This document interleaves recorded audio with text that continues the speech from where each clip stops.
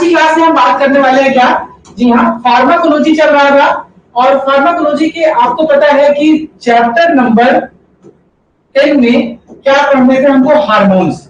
और उस हार्मोन्स वाले चैप्टर में लास्ट लेक्चर है, आज इसका हम पार्ट 8 या 7 ले रहे हैं, जिसमें आज हम लोग दो हार्मोन के बारे में बात करेंगे। This is progesterone and next one is oxytocin. ये दो और हार्मोन्स के बारे में हम बात करेंगे और इस क्लास को ओवर करेंगे। तो जो लोग लाइव है पहले बताइए क्या आपको प्रॉपर दिखाई दे रहा है और क्या आपको आवाज मेरी प्रॉपर सुनाई दे रही है, प्लीज। जी Jyoti ji good afternoon, Sajjan ji good afternoon. तो जो लोग लाइव है मुझे बताइए प्लीज क्या आपको आवाज प्रॉपर आ रही है मेरी, कोई इशू नहीं है साउंड के साथ, तो मैं क्लास को कंटिन्यू करता हूं। तो आज की क्लास में हम लोग बेसिकली, इससे पहली क्लास में हम लोगों ने एस्ट्रोजन बात किया था, उससे पहले हम लोगों ने इंसुलिन पे बात किया था, ग्लूकागॉन पे बात किया था, उससे पहले हम लोग विटामिन D3 पे बात किए थे, ठीक है, और उससे पहले थायराइड पे बात किए थे। यानी इस पूरे चैप्टर में हम लोगों ने हार्मोन्स को ही डिस्कस किया था। आकाश थैंक यू सो मच। आज की क्लास में हम बहुत एनर्जी के साथ आपको प्रोजेस्टेरॉन समझाने वाले हैं। प्रोजेस्टेरॉन हार्मोन बहुत ही फेमस इंपॉर्टेंट हार्मोन है, फेमस क्या गए इंपॉर्टेंट है। इसी क्लास को कंटिन्यू करते हैं, शुरू करते हैं। पहले हम समझते हैं कि प्रोजेस्टेरॉन है क्या। देखिए प्रोजेस्टेरॉन हार्मोन का नाम जो रखा गया है ये भी बड़े खतरनाक सोच समझ के रखा गया है, प्रोजेस्टेरॉन। आप यहाँ नाम समझिएगा, गेस्ट्रॉन का मतलब क्या हुआ, कुछ कॉल आने लगते हैं अननेसेसरी, उसे मुझे स्टॉप करना है। तो प्रोजेस्टेरॉन अगर नाम देखा जाए तो प्रोजेस्टेरॉन हार्मोन जो है वो प्रो प्लस जेस्ट्रॉन, जेस्ट्रॉन का मतलब होता है गेस्टेशनल पीरियड, और इसको हम कह सकते हैं शॉर्ट फॉर्म में पूरी प्रेगनेंसी। यानी कि प्रेगनेंसी के समय भाई जो फीमेल्स में बच्चे जो होते हैं 9 महीने का जो समय होता है, 36 से 37 वीक का जो टाइम होता है जिस समय फीटस मां के गर्भ में होता है, उसे हम प्रेगनेंसी कहते हैं, उसी को गेस्टेशनल पीरियड भी कहते हैं। और उस गेस्टेशनल पीरियड के लिए जो सबसे इंपॉर्टेंट हार्मोन है, सबसे इंपॉर्टेंट हार्मोन है वो प्रोजेस्टेरॉन है। इसलिए प्रोजेस्टेरॉन का नाम कुछ इस तरह से मिला जुला के रखा गया। क्लियर हो गया कि व्हाट इज द प्रोजेस्टेरॉन। अब ये कहां से निकलता है मैं आपको समझा दूं पहले, फिर इसके काम के बारे में डिस्कस करेंगे। प्रोजेस्टेरॉन हार्मोन निकलता कहां से है, कहां पे होता है, ठीक है, इसको हम लोग डिस्कस करेंगे बारी बारी से, ठीक है। देख लेते हैं, पेन ड्राइव इसमें लगा दें, पेन ड्राइव लगा दें ताकि क्लास ले सके यहाँ पे, ठीक है। तो प्रोजेस्टेरॉन को समझने से पहले समझना पड़ेगा कि देखिए आप इसको समझिए कि व्हाट इज द प्रोजेस्टेरॉन। बच्चों ये समझते हैं हम लोग पहले। प्रोजेस्टेरॉन को समझने से पहले आपको एक चीज पता होगा कि क्या होता है। देखिए आपको पता है कि फीमेल्स में ओवरी होती है एक पेयर, उस ओवरी में जब ओव्यूलेशन होता है, ओव्यूलेशन यानी कि मेंस्ट्रुअल साइकिल के 14वें दिन, उस दिन उस ओवरी से, यानी हमने मान लिया कि ये ओवरी है और इससे निकलता है क्या, एक चीज जिसको कहते हैं ओवम, ठीक है। क्या कहते हैं दोस्तों इसको, ओवम। यानी ये पूरा का पूरा एरिया है और इसके अंदर एक छोटा सा कुछ भी हमने मान लिया कि किसी रंग का एक पार्टिकल भरा हुआ होता है। इस चीज को हम क्या कहते हैं, इस चीज को हम लोग कहते हैं ओवम, ठीक है। ये ओवम हो गया। और ओवम के अंदर से ध्यान समझिएगा, इस ओवम के अंदर से, ये ओवम है और इसके अंदर ये जो हमारा पूरा का पूरा जो स्ट्रक्चर है, इस स्ट्रक्चर को हम कहते हैं सेकेंडरी ओवोसाइट। याद रखिएगा, इस वर्ड को समझा रहा हूं मैं आपको, इसे कहते हैं सेकेंडरी ओवोसाइट, ठीक है। पहले ये ग्राफियन फॉलिकल होता है जिसके अंदर ओवम मैच्योर होता है। जब ओवम किसी भी ग्राफियन फॉलिकल के अंदर, इस डिब्बे के अंदर मैच्योर हो जाता है, उसको सेकेंडरी ओवोसाइट कहते हैं। और सेकेंडरी ओवोसाइट से ओव्यूलेशन के बाद, ध्यान से समझना है बच्चों, ये वाला पार्ट देखिए, और यहां से जब ओव्यूलेशन होता है, जब ये वाला पार्ट यहां से बाहर निकल गया, ध्यान समझना, ये जो ओवम वाला पार्ट है जब यहां से बाहर निकल गया तो ये खाली डिब्बा बच गया। अभी इस सेकेंडरी ओवोसाइट के अंदर ओवम था, ये जो डिब्बा था ग्राफियन फॉलिकल, इस ग्राफियन फॉलिकल से जब सेकेंडरी ओवोसाइट या ओवम बाहर निकल गया तो खाली डिब्बा बचा। इस खाली डिब्बे को कहते हैं कार्पस ल्यूटियम। ध्यान समझिएगा, मैं आपको समझा रहा हूं, इस खाली डिब्बे को कहते हैं कार्पस ल्यूटियम। ये घटना कब घटती है, ये घटना तब घटती है जब किसी फीमेल में नॉर्मल हर महीने उनको पीरियड्स आते हैं और पीरियड्स आने के बाद 14वें दिन ओव्यूलेशन होता है, उस दिन एक ओवम रिलीज होता है। जब एक ओवम रिलीज होता है तो जो उसका ग्राफियन फॉलिकल होता है, वो ग्राफियन फॉलिकल, इसको शॉर्ट फॉर्म में जीएफ कहेंगे, वो सीएल में कन्वर्ट हो जाता है। जीएफ से सीएल यानी ग्राफियन फॉलिकल से कॉर्पस लूटियम।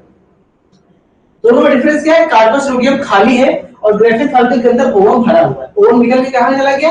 आपकी यूट्रस वगैरह में, फैलोपियन ट्यूब। अब वहां पे स्पर्म मिलेगा तो फ्यूज होकर एक बेबी डेवलप होगा।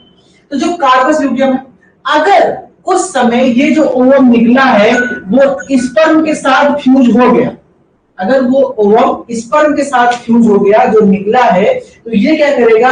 आपस में मिलेंगे और क्या बना लेंगे? जाइगोट। क्या बना लेंगे? जाइगोट। और ये जाइगोट जाकर के यूट्रस के जो यूट्रस की वॉल है वहां पे चिपक जाएंगे, जिसे कहते हैं इम्प्लांटेशन। अब इम्प्लांटेशन होने के लिए इसको क्या चाहिए? इम्प्लांट जब हो गया यानी बच्चे की शुरुआत हो गई, वहां से प्रेगनेंसी आपकी फाइनल हो गई कि हाँ कोई लेडीज प्रेग्नेंट हो गई, जब ओवम आपके स्पर्म के साथ फ्यूज होकर के जाइगोट बना के और आपका जो यूट्रस की वॉल है इसमें यहाँ पे इम्प्लांट हो गया है। अब जब यहां से इम्प्लांट हुआ है तो अभी भी ये खाली वाला डिब्बा कार्पस लूटियम हमारे बॉडी के अंदर है। अब क्या करता है? इस ओवम, इस बच्चे को, जो ये बच्चे का सबसे पहला चीज है, इसे धीरे धीरे डेवलप होने के लिए क्या चाहिए? एक सबसे जरूरी हार्मोन चाहिए जिसका नाम है प्रोजेस्टेरॉन। और वो प्रोजेस्टेरॉन कहां से निकलता है? वो निकलता है कार्पस ल्यूटियम से। दोस्तों ध्यान से समझिएगा, वो प्रोजेस्टेरॉन हार्मोन निकलता है कार्पस ल्यूटियम को और किसको सहारा देता है? इस इम्प्लांटेशन। मुद्दे की बात समझा रहा हूं। मैंने आपसे बताया कि प्रोजेस्टेरॉन हार्मोन कहां से निकलता है? प्रोजेस्टेरॉन हार्मोन निकलता है कार्पस ल्यूटियम से। लेकिन ये कार्पस ल्यूटियम बचेगा कब? अगर ये प्रेगनेंसी नहीं हुई, ओवम स्पर्म से टकराया नहीं, फ्यूज नहीं हुआ, तो कार्पस ल्यूटियम भी बॉडी में कुछ दिन बाद खत्म हो जाता है, नष्ट हो जाता है और ओवम भी नष्ट हो जाता है। तो ना कार्पस ल्यूटियम बचा, ना ओवम बचा, ना प्रेगनेंसी हुई, मतलब कोई भी प्रोजेस्टेरॉन का काम यहाँ पे नहीं। लेकिन जैसे ही इस ओवम का स्पर्म से फ्यूज होता है और इम्प्लांटेशन होता है, तो इस बच्चे के डेवलपमेंट के लिए, इस भ्रूण के, एम्ब्रियो के डेवलपमेंट के लिए एक हार्मोन चाहिए प्रोजेस्टेरॉन, जो कहां से निकलता है? कार्पस ल्यूटियम से। पहली बात आपको मैं समझा रहा हूं। ये क्या होता है? उस समय हमारे कार्पस ल्यूटियम से प्रोजेस्टेरॉन निकलना शुरू होता है। फीमेल्स में प्रोजेस्टेरॉन हार्मोन की शुरुआत कब होती है? इम्प्लांटेशन के बाद, जब कार्पस ल्यूटियम से निकलता है। अब 4 से 8 सप्ताह तक बच्चों, 4 to 8 वीक्स, प्रेगनेंसी के 4 से 8 सप्ताह तक इससे यानी 2 महीने के आसपास कार्पस ल्यूटियम से प्रोजेस्टेरॉन निकलता है और वो इसको न्यूट्रिशन देता रहता है। कभी कभी कुछ महिलाओं में जब उनका corpus luteum proper progesterone release नहीं कर पाता है, तो प्रोजेस्टेरॉन की कमी से उनमें हो जाता है miscarriage. What is the miscarriage? इसको हिंदी में गर्भपात कहते हैं कि बच्चा, प्रेग्नेंट तो लेडीज हुई लेकिन वो बच्चा डेवलप नहीं हो पाया और 1-2 महीने में ही बच्चा ऑटोमेटिक नष्ट हो गया, इसे मिसकैरेज कहते हैं। तो मिसकैरेज होने का बहुत बड़ा कारण है प्रोजेस्टेरॉन हार्मोन की कमी। इसीलिए कुछ डॉक्टर्स जब देखते हैं किसी फीमेल में दिक्कत हो रही है प्रेगनेंसी में, तो उन्हें क्या करते हैं? प्रोजेस्टेरॉन की टैबलेट्स 300 mg में, 200 mg में खिलाई जाती है। ये सब आप सीखेंगे आगे चल के। उस केस में क्या हो रहा है? लेकिन ये केवल कब तक चलता है? 2 महीने तक। अब आप 2 महीने बाद कार्पस ल्यूटियम गायब। अब आप कहेंगे फिर कैसे काम चलेगा? क्योंकि ये बच्चा धीरे धीरे डेवलप हो रहा है, बड़ा हो रहा है। जब ये करीब 8 हफ्ते का हो जाता है, तो इसके अंदर प्लेसेंटा का डेवलपमेंट होता है। प्लेसेंटा आप जानते हैं, वो नली है जो मां से बच्चे को जोड़ती है। तो प्लेसेंटा क्या करता है? प्रोजेस्टेरॉन रिलीज करना शुरू कर देता है। जब प्लेसेंटा प्रोजेस्टेरॉन रिलीज करना शुरू कर देता है, तो इसका काम धीरे धीरे कम हो जाता है और ये धीरे धीरे खत्म। तो 2 चीजें मैंने आपको बताई कि प्रोजेस्टेरॉन कहां से निकलता है। पहले तो निकलता है कार्पस ल्यूटियम से और दूसरा निकलता है कहां से? प्लेसेंटा से। 2 चीजों से हमारे ऑर्गन में यानी फीमेल्स के ऑर्गन में 2 अलग अलग पार्ट से बेसिकली प्रोजेस्टेरॉन रिलीज होता है, कार्पस ल्यूटियम से और फिर प्लेसेंटा से। और जब प्लेसेंटा से रिलीज होने लगता है, तो डॉक्टर्स जो प्रोजेस्टेरॉन की टैबलेट्स चलाती हैं फीमेल्स को, धीरे धीरे बंद कर देती है। 3 महीने 4 महीने के बाद बंद कर देती है, क्योंकि ऑलरेडी आपका प्लेसेंटा भरपूर मात्रा में प्रोजेस्टेरॉन निकाल रहा है। तो बच्चे के बड़े होने के लिए, बच्चे के विकसित होने के लिए, प्रेगनेंसी होने के लिए, इन सब के लिए प्रोजेस्टेरॉन का होना बहुत जरूरी है। अभी और भी बहुत सारे काम है प्रोजेस्टेरॉन के, हम डिस्कस करेंगे। अभी तक की क्लास में जो लोग लाइव हैं मुझे बताइए कि क्या आपको समझ में आ गया कि प्रोजेस्टेरॉन कैसे निकलता है, कब निकलता है, क्यों निकलता है, और अगर आपको समझ में आ रहा है तो हम क्लास को कंटिन्यू करते हैं, आगे बढ़ते हैं। मैं आपके रिप्लाई का वेट कर रहा हूं, सब जल्दी से रिप्लाई।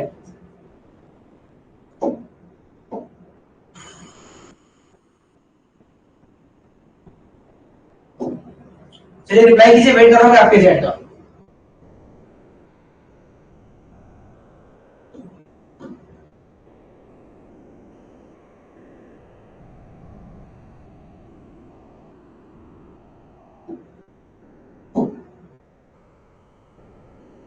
ज्योति जी ने कहा और अंडरस्टैंड, वेरी गुड।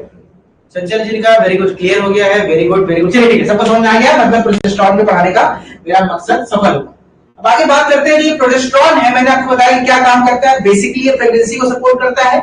इसके अलावा क्या क्या काम करता है, कहां कहां इसका इस्तेमाल होता है, इसको हम समझने की कोशिश करें। तो प्रोजेस्टेरॉन का यूज देखिए, दो वर्ड्स में बना है, प्रो और गेस्टेशन, यानी कि प्रेगनेंसी के लिए हेल्पफुल है। कहां कहां इसका यूज है, कुछ पॉइंट में दिखाता हूं। पहला है एसेंशियल फॉर प्रेगनेंसी, इम्प्लांटेशन होने के लिए, सपोर्ट के लिए, बच्चे के डेवलपमेंट होने के लिए प्रोजेस्टेरॉन हार्मोन का होना बहुत जरूरी है। दूसरा, preparation of the endometrium for implantation. देखिए आपको पता है क्या है कि जैसे ही पीरियड्स आते हैं किसी फीमेल्स में, तो उनके यूट्रस की जो आंतरिक दीवार होती है एंडोमेट्रियम, वो कट के निकल जाती है, जिससे ब्लीडिंग होती है 5 दिनों तक, और ब्लीडिंग के साथ एंडोमेट्रियम की दीवार बाहर आती है। लेकिन 5 दिन के बाद 6वें दिन से जब ल्यूटिनाइजिंग फेज आता है, तो उसमें फिर से एंडोमेट्रियम की दीवार नई बनने लगती है, और जब तक एंडोमेट्रियम की दीवार नई नहीं बनेगी, इम्प्लांटेशन नहीं होगा। क्योंकि जो इम्प्लांटेशन मैंने आपको बताया, स्पर्म और फ्यूज होकर जाके मिलते हैं, वो इम्प्लांटेशन पॉसिबल है एंडोमेट्रियम की दीवार पर। तो दूसरा काम क्या है, प्रोजेस्टेरॉन एंडोमेट्रियम की दीवार को प्रिपेयर करता है, तैयार करता है, ताकि नेक्स्ट मेंस्ट्रुअल साइकिल आ सके, और अगर मेंस्ट्रुअल साइकिल नहीं आ रही है, प्रेगनेंसी हो रही है, तो प्रेगनेंसी टिक सके, सपोर्ट कर सके, इसके लिए वेरी जरूरी है। तीसरा है इम्यूनोमॉड्यूलेटर, फीमेल्स में उनके इम्यून सिस्टम को मेंटेन करने के लिए, उन्हें स्वस्थ रखने के लिए, प्रेगनेंसी के इसलिए भी हार्मोन बहुत जरूरी होता है। इंक्रीज नाइट्रस ऑक्साइड प्रोडक्शन, ये नाइट्रस ऑक्साइड प्रोडक्शन क्यों करता है, increase uterine blood flow and endothelial elasticity. जब फीमेल्स प्रेग्नेंट होती हैं, तो उनके यूट्रस की तरफ ब्लड का फ्लो ज्यादा होना चाहिए, ताकि उनके बच्चे को प्रॉपर न्यूट्रिशन मिले। और जब नाइट्रस ऑक्साइड रिलीज करता है प्रोजेस्टेरॉन, तो ब्लड वेसल चौड़े हो जाते हैं। जब ब्लड वेसल फैलते हैं, तो ब्लड का फ्लो बढ़ जाता है, ब्लड की सप्लाई बढ़ जाती है। ये अगला काम है। चौथा काम है डिक्रीज कॉन्ट्रैक्टिलिटी। इसमें क्या होता है, जो आपका मायोमेट्रियम है, यानी एंडोमेट्रियम के द्वारा जो कॉन्ट्रैक्शन होता है, उसको कम कर देता है। क्योंकि जब कॉन्ट्रैक्ट नहीं होगा, तो बच्चे को कोई दिक्कत नहीं होगी, मिसकैरेज के चांसेस नहीं होंगे। ठीक है, कुछ और बातें जान लेते हैं प्रोजेस्टेरॉन के बारे में। Progesterone produce secondary changes in the oestrogen prime endometrium, जो एंडोमेट्रियम होता है उसके चेंजेस जो आते हैं प्रोजेस्टेरॉन की वजह से आते हैं। It circulate through out the body, receptor in the brain, CBS, breast tissue and more. हमारे शरीर में ब्लड के जरिए ये हमारे ब्रेन में, हमारे ब्लड में, हमारे दिमाग में, हमारे फीमेल्स में ब्रेस्ट में, कई जगहों पे ये प्रोजेस्टेरॉन हार्मोन्स लगातार सर्कुलेट होते हैं। ज्योति का क्वेश्चन देख लेता हूं। ज्योति जी पूछ रही है कि yes in one word progesterone is very important for pregnancy. Yes Jyoti ji, आपको समझ में आ गया कि प्रेगनेंसी अगर किसी को होना ही है, मिसकैरेज से बचाना है, तो प्रोजेस्टेरॉन उसके लिए बहुत जरूरी है। अगर कॉर्पस ल्यूटियम काम नहीं कर रहा, उसे टैबलेट का सपोर्ट देगा ज्यादा अच्छा। ठीक है, किसी को इंजेक्शन लगने शुरू हो जाते हैं। Progesterone that mimics the action of endogenous progesterone, और प्रोजेस्टेरॉन का ही एक जुड़वा भाई है प्रोजेस्टिन, एक ये दवा है प्रोजेस्टिन, इसका इस्तेमाल करने पर जो प्रोजेस्टेरॉन की तरह ही बॉडी में काम करता है, इसका इस्तेमाल किया जाता है। सोर्स क्या है, कहां से मिलता है, मैंने आपको बताया कि करीब 8वें सप्ताह तक या 7 से 9 सप्ताह के आसपास देखा जाए तो कॉर्पस ल्यूटियम से ये हमारे हार्मोन्स बॉडी में निकलते हैं फीमेल्स में, और उसके बाद प्लेसेंटा से ये प्रोजेस्टेरॉन हार्मोन निकलना शुरू हो जाता है। चलिए सोर्सेस की बात कर लिया। उसके साथ साथ 8वें सप्ताह के बाद जब ये मिलने लगता है, तो लोग डॉक्टर्स कहते हैं कि किसी फीमेल्स को मिल्क प्रोडक्ट दीजिए। दूध में एक्चुअली प्रोजेस्टेरॉन होता है, क्योंकि दूध मिलता है गाय भैंस से, और उनके उस समय भी प्रोजेस्टेरॉन रिलीज करती है, तो कुछ मात्रा में दूध में भी प्रोजेस्टेरॉन होता है। तो मिल्क प्रोडक्ट यूज करने से भी किसी को प्रोजेस्टेरॉन का सोर्स है। आप टैबलेट्स दे सकती हैं, इंजेक्शन लगा सकते हैं, दवाइयां दे सकते हैं, दूध पिला सकते हैं, इन सब से भी फीमेल्स के अंदर प्रोजेस्टेरॉन का लेवल ऑटोमेटिक बढ़ता है। ठीक है, आगे हो गया। अब हम बात कर लेते हैं कि कुछ सिम्टम्स क्या है अगर किसी फीमेल में प्रोजेस्टेरॉन की हार्मोन्स की कमी देखी जाती है। अगर ये देखा जाता है कि किसी फीमेल में जो प्रोजेस्टेरॉन हार्मोन है उसकी कमी है, प्रॉपर नहीं है, तो उस केस में कौन कौन सी दिक्कतें उस फीमेल को देखी सकती है। पहला है a luteal phase less than 12 days. ये ल्यूटियल फेज क्या होता है दोस्तों? देखिए ल्यूटियल फेज मैंने क्या बताया कि जब आपका ओवम रिलीज होता है आपके ग्राफियन फॉलिकल्स, तो ग्राफियन फॉलिकल बदल जाता है किसमें? Corpus luteum. और ये कार्पस ल्यूटियम लगभग 10 से 12 दिन तक हमारी बॉडी में रहते हैं। अगर प्रेगनेंसी नहीं हुई तो यानी कि वो 10 से 12 दिन तक कार्पस ल्यूटियम बैठा रहता है और वेट करता है कि अब स्पर्म आएगा, अब स्पर्म आएगा, अब फ्यूज होगा, अब बच्चा होगा। वो वेट करता है 10 से 12 दिन। और जब देखता है कि 10 से 12 दिन में कोई लोगों के बीच कोई कांटेक्ट नहीं हुआ, स्पर्म एंटर नहीं किया और कोई भी प्रेगनेंसी पॉसिबल नहीं है, तो कहता है टाटा टाटा बाय बाय, हम चलते हैं। और कार्पस ल्यूटियम चला जाता है और कुछ दिनों के बाद अगला मेंस्ट्रुअल साइकिल आ जाता है।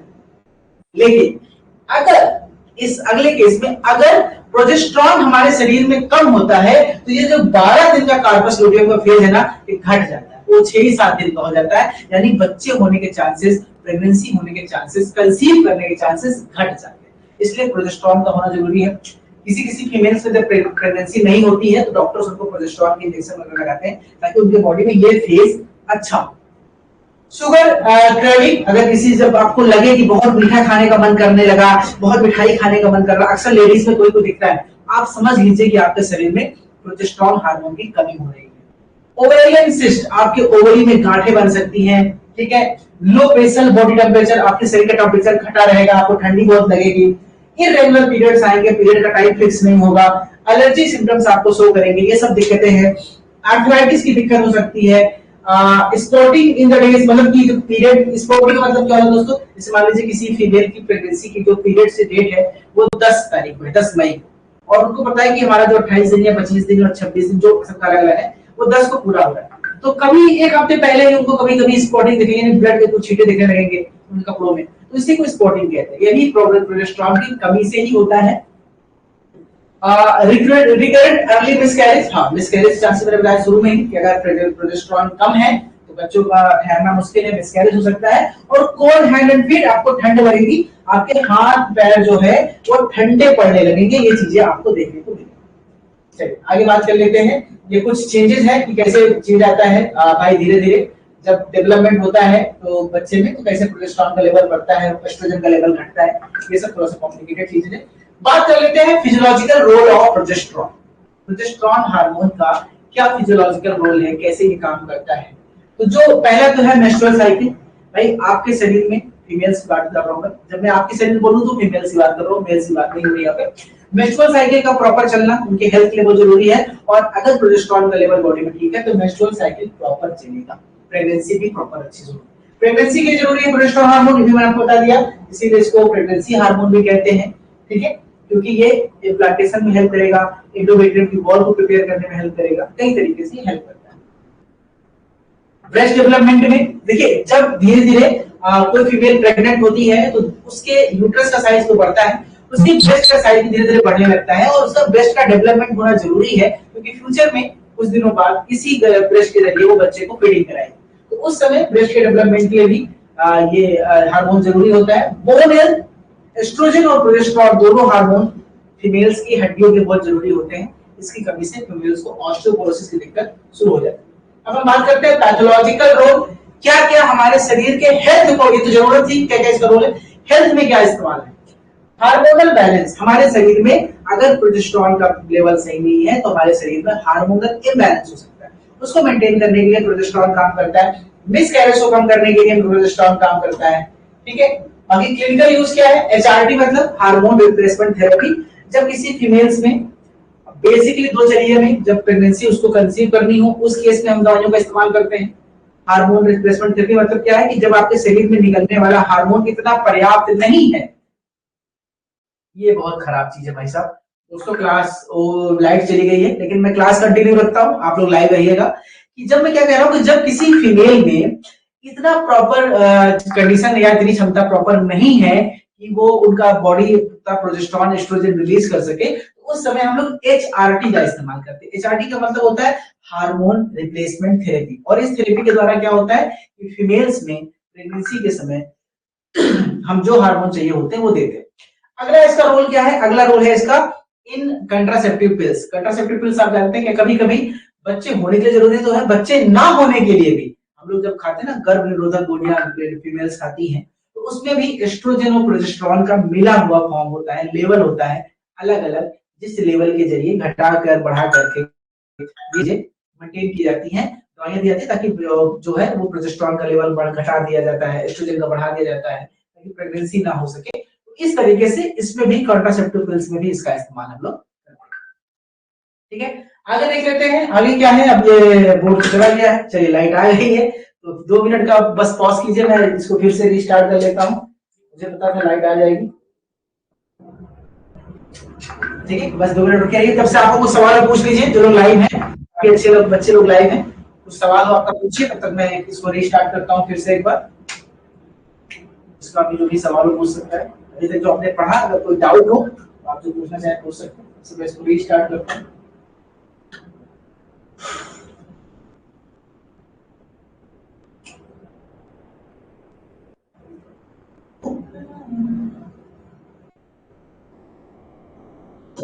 हमारे साथ सीरत नाथ तो किस बात की चिंता, शरण पे रख दिया जब माथ तो किस बात की चिंता।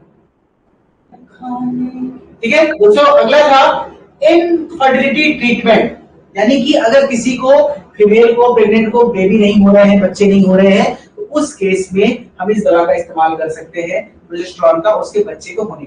ज्योति का कुछ क्वेश्चन है, सर एनी आइडिया कि हमारा एग्जाम कब तक होगा? बेटा तुम्हारा एग्जाम जून से पहले तो नहीं होगा, मेरे ख्याल से जहां तक है वो जून 15 जून के आसपास की डेट आनी चाहिए एग्जाम की, अभी तो जून से पहले कोई चांसेस नहीं। ठीक है, प्री मेंस्ट्रुअल सिम्टम्स सिंड्रोम, यानी किसी किसी को, मैंने आपको बताया था ना कि मेंस्ट्रुअल से पहले कुछ चीजें जैसे मूड स्विंग होना, सर में दर्द रहना, शरीर में दर्द होना, ब्रेस्ट में दर्द होना, तो इसको प्री मेंस्ट्रुअल सिम्टम्स कहते हैं। इसके इस्तेमाल के लिए देते हैं। एंडोमेट्रियोसिस मतलब एंडोमेट्रियस जो आपकी मेट्रियम वॉल है, उसमें किसी प्रकार की दिक्कत के लिए, जो किसी को हेवी पीरियड्स होते हैं, हेवी ब्लीडिंग होती है, उस केस में भी इस तरह का इस्तेमाल करते हैं। मेंस्ट्रुअल डिसऑर्डर में भी इस तरह का इस्तेमाल करते हैं। जो हो गया पूरा का पूरा आपका प्रोजेस्टेरॉन। तो दोस्तों प्रोजेस्टेरॉन क्लियर, टॉपिक क्लियर, सब कुछ समझ में आ गया होगा मेरे ख्याल से। चलिए आगे बढ़ते हैं, आज क्लास की लंबी करते हैं क्योंकि बहुत दिनों बाद क्लास ले रहे हैं, और इस टॉपिक को पढ़ा के हम इस चैप्टर को ही खत्म करेंगे, क्योंकि चैप्टर नंबर 10 बहुत लंबा था, फिर चैप्टर 11, 12, 13 बहुत छोटा है, उसको खत्म कर लेंगे। तो चैप्टर नंबर 10 के नेक्स्ट टॉपिक है, लास्ट टॉपिक है, हार्मोन है ऑक्सीटोसिन। ऑक्सीटोसिन आपने खूब नाम सुना होगा, आपने सुना होगा जो गांव में भैंस को इंजेक्शन लगा के ज्यादा दूध निकाल लेते हैं, गाय को इंजेक्शन लगा के ज्यादा दूध निकाल लेते हैं, सब्जी में लगा के सब्जी का साइज बड़ा कर देते हैं, काफी कुछ आपने सुना होगा। जी हाँ, ऑक्सीटोसिन एक हार्मोन है जो कि फीमेल्स में प्रोड्यूस होते हैं। बेसिकली इसके 2 काम हैं ऑक्सीटोसिन का। पहला तो यूटेराइन कॉन्ट्रैक्शन, यानी ड्यूरिंग द लेबर पेन, जब बच्चा होता है, नॉर्मल डिलीवरी जब होती है, उस केस में ऑक्सीटोसिन हमारी बॉडी से, फीमेल्स की बॉडी से ऑटोमेटिक रिलीज होता है, जिसका मेन काम है यूटेराइन कॉन्ट्रैक्शन करना। जब यूटेराइन को कॉन्ट्रैक्शन करेगा तो बच्चे को आगे की तरफ ठेलता है ताकि डिलीवरी आराम से हो सके, और पेन प्रोड्यूस करता है, पहला काम। दूसरा, फीमेल्स के अंदर जो मिल्क होता है, उसके मिल्क के प्रोडक्शन के लिए, रिलीज के लिए ऑक्सीटोसिन का होना बहुत जरूरी है। इसीलिए गाय भैंस को इंजेक्शन लगा के लोग ज्यादा दूध निकाल लेते हैं, ठीक है, जो कि अनएथिकल है, गलत है।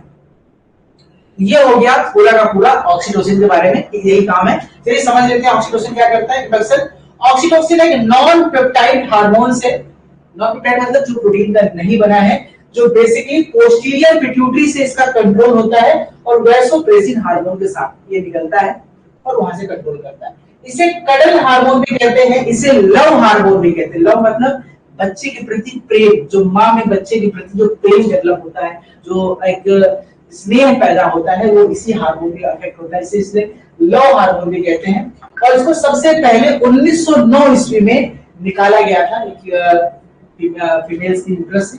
बेसिकली देखा जाए तो यहाँ पे anti diabetic, uterine hormone activity भी, ये सब बात बहुत इंपॉर्टेंट नहीं है।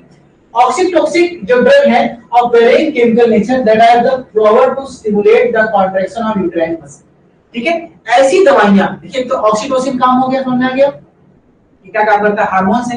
लेकिन मार्केट में ऐसी बहुत सी दवाइयां हैं, जैसे एल्बुटामिन वगैरह हो गया, ऐसी बहुत सी दवाइयां हैं जो ऑक्सीटोसिन काम करती है। फिर वही बात, जब किसी फीमेल में प्रेगनेंसी का, डिलीवरी का टाइम आ गया है, बच्चा होने का समय आ गया, 9 मंथ पूरे हो गए, लेकिन अभी उसको पेन शुरू नहीं हुआ, अभी उसके अंदर से ऑक्सीटोसिन रिलीज होना नहीं शुरू हुआ, यानी डिलीवरी कैसे होगी, तो हम उसे उस समय जो दवाइयां इस्तेमाल करते हैं, जो दवा देते हैं प्रेगनेंसी में डिलीवरी कराने के लिए, यूट्रस के कॉन्ट्रैक्शन के लिए, उन्हीं दवाओं को ऑक्सीटोसिस कहते हैं। क्या कहते हैं दोस्तों, ऑक्सीटोसिस। आकाश ने सर पूछा सर हमारा एग्जाम कब होगा, बेटा जवाब दे दिया मैंने थोड़ी देर पहले, आप देख लीजिएगा, मैंने कहा जून के 15 जून के आसपास डेट आने वाली है। इसे यूटेरोटॉक्स भी कहते हैं, इस दवा को ऑक्सीटोसिस भी कहते हैं, और यूटेरोटॉनिक्स भी कहते हैं, क्योंकि यूट्रस को कॉन्ट्रैक्ट करता है। Introduction of oxytocin drug for treatment of postpartum haemorrhage, यानी कि जब डिलीवरी के बाद ब्लीडिंग वगैरह के लिए, हम डिलीवरी के बाद के लिए हम इसका इस्तेमाल करते हैं। ठीक है, कौन कौन सी और दवाइयां हैं ऑक्सीटोसिन के अलावा, ऑक्सीटोसिन तो नेचुरल हार्मोन हो गया, उसके अलावा ऐसी कौन सी दवाइयां हैं जो डिलीवरी के समय फीमेल्स को इस्तेमाल करते हैं, जो ऑक्सीटोसिन की तरह ही काम करता है। एर्गोटामिन हो गया, एर्गोट से मिलता है, पीजीई2 पीजी अल्फा हो गया, प्रोस्टाग्लैंडिन, क्विनिन है, एमिटिन है, अल्कोहल है, और एथ्रासिडिन, ये सब दवाइयों का इस्तेमाल किया जाता है जो ऑक्सीटोसिन की तरह ही कुछ कुछ तक काम करते हैं। ठीक है, ये ऑक्सीटोसिन है, क्या करता है ऑक्सीटोसिन, ये उसका मैनेजमेंट है, उसका फिजियोलॉजी है, कहां पे काम करता है। एक और सोचिए, ड्यूरिंग लैक्टेशन, जब कोई माँ अपने बच्चे को दूध पिलाए, क्योंकि दो हार्मोन होता है, एक प्रोलैक्टिन, एक ऑक्सीटोसिन, दोनों हार्मोन का फर्क समझिए। प्रोलैक्टिन हार्मोन ब्रेस्ट के अंदर मिल्क को प्रोड्यूस करता है, यानी किसी भी माँ के ब्रेस्ट में जो दूध बनता है उसके लिए हार्मोन जरूरी है प्रोलैक्टिन। लेकिन ऑटोमेटिक आप कभी नहीं देखेंगे कि कभी ऑटोमेटिक दूध बाहर निकलने लगे, वो नहीं, वो एक प्रोसेस है। जब बच्चा उस निपल्स को पकड़ता है मुंह से, तभी दूध बाहर निकलता है। और देखिए, ब्रेस्ट में दूध बनने के लिए प्रोलैक्टिन जरूरी है, और दूध बाहर निकलने के लिए ऑक्सीटोसिन जरूरी है। तो ऑक्सीटोसिन का पहला काम यूटेराइन कॉन्ट्रैक्शन था, तो दूसरा काम क्या है, मिल्क रिलीज, मिल्क इजेक्शन। कैसे करता है, इसका मैकेनिज्म समझिए। जैसे ही एक बच्चा अपने माँ के निपल्स को पकड़ के सक करता है, देखिए पूरा पूरा स्टेप देखिए, जब वो सक करता है तो उस समय जो मैकेनो रिसेप्टर्स होते हैं उसके ब्रेस्ट में, वो मैकेनो रिसेप्टर्स निपल के आसपास के जो एरिया में होते हैं वो एक्टिवेट होते हैं। जैसे ही बच्चे ने निपल्स को मुंह लगाया, अपने होठ को लगाया, तो एक्टिवेट होते हैं, और एक्टिवेट होके वो हाइपोथैलेमस की तरफ सिग्नल भेजना शुरू करते हैं। हमारे ब्रेन में हाइपोथैलेमस की तरफ सिग्नल भेजेंगे, और हाइपोथैलेमस तुरंत ऑक्सीटोसिन रिलीज करने का, यानी हमारे जो पिट्यूटरी ग्लैंड के पोस्टीरियर पार्ट से ऑक्सीटोसिन निकलना शुरू होता है। और जैसे ही ऑक्सीटोसिन निकलता है, वो जाके ब्रेस्ट में जो मेमोरी सेल्स हैं उनको जाके कॉन्ट्रैक्ट करने लगता है, और मिल्क जिसको प्रोलैक्टिन ने बना के रखा था, अब वो बाहर निकलने लगता है। यानी ऐसे किसी भी फीमेल्स में, या किसी गाय भैंस में आपने देखा कि गाय भैंस खड़ी है, दूध गिर रहा है, कभी ऐसा देखा है आपने? नहीं। जब आप टच करेंगे या बच्चा उसका बछड़ा दूध मुंह लगाएगा, तो ये प्रोसेस होता है, और इसी प्रोसेस के तहत मिल्क बाहर निकलता है। वो फीमेल्स में भी है, वो जानवरों में भी है। ठीक है, ये अलग अलग इसके काम है, कहां कहां पे कैसे काम करते हैं, ये सारा नोट्स ऑलरेडी अपलोडेड है। इसका थ्योरी पोर्शन आप यहां से देख लीजिएगा, इसमें कुछ भी खास नहीं है। एप्लीकेशन में सारे नोट्स अपलोडेड है, कौन कौन से फंक्शन करता है। ठीक है, प्रेग्नेंट यूट्रस की बात करें तो जैसे ही दर्द, ये तो हमने बात किया कि कहां पे काम था, मिल्क प्रोडक्शन, मिल्क इजेक्शन। अब यूट्रस में कैसे है कि on the onset of labour the cervix dilates and the foetus descend through the birth. जैसे ही ऑक्सीटोसिन रिलीज होता है ड्यूरिंग द डिलीवरी, तो क्या होता है कि लेबर पेन शुरू होता है, दर्द शुरू होता है, और जो आपका सर्विक्स है वो डायलेट होता है, यानी जो विजाइना के बाद सर्विक्स होता है वो खुलता है, और यूट्रस पीछे से सिकुड़ता है ताकि बच्चा आने की तरफ बढ़ सके। अगले स्टेप में receptor is involved of the cervix and stimulated which responded by the discharging impulse। और जो सर्विक्स में रिसेप्टर है वो स्टिमुलेट होते हैं ताकि डिस्चार्ज हो, इंपल्स हो, थोड़ा सा वहां पे डायलेशन शुरू हो, जिससे क्या होता है डिफरेंट नर्व फाइबर काम करते हैं, और कॉन्ट्रैक्शन के बाद बेबी का आराम से डिलीवरी होता है, बाहर की तरफ बेबी निकलता है। ठीक है, ये पूरा का पूरा इसका मैकेनिज्म है जो मैंने आपको समझाया। ठीक है, और नॉन प्रेग्नेंट यूट्रस में भी ऑक्सीटोसिन अगर रिलीज हो रहा है, और अगर यूट्रस प्रेग्नेंट लेडीज प्रेग्नेंट नहीं है, उस केस में वो वॉल ऑफ वेजाइना को स्टिमुलेट करेगा, जहां से जो डिफरेंट डिफरेंट इंपल्स होगा, डिस्चार्ज होगा, ठीक है। कुछ न्यूक्लियाई हाइपोथैलेमस में वो प्रोवोक होते हैं, ठीक है। ये सब चलिए बात करते हैं क्या क्या काम है ऑक्सीटोसिन के साथ। प्रोजेस्टेरोन का काम देखा था, उसी तरह से देख लेते हैं कि ऑक्सीटोसिन हार्मोन का क्या काम है, कैसे ये काम है। तो पहला काम है लेबर एंड डिलीवरी, ठीक है, जो बच्चे में पहले दर्द पैदा करना और प्रेगनेंसी डिलीवरी के समय और बच्चा पैदा करना। दूसरा लैक्टेशन, दूध पिलाने में ऑक्सीटोसिन का काम है। तीसरा सोशल बॉन्डिंग में, सोशल बॉन्डिंग मैंने कहा ये लव हार्मोन है, ये बच्चे के प्रति माँ के जो स्नेह होता है, जो प्यार हो, जो ममता होती है, इस हार्मोन के द्वारा प्रोड्यूस होती है, ऐसा कहा जाता है, इसलिए इसको एम्पैथी या लव हार्मोन कहते हैं।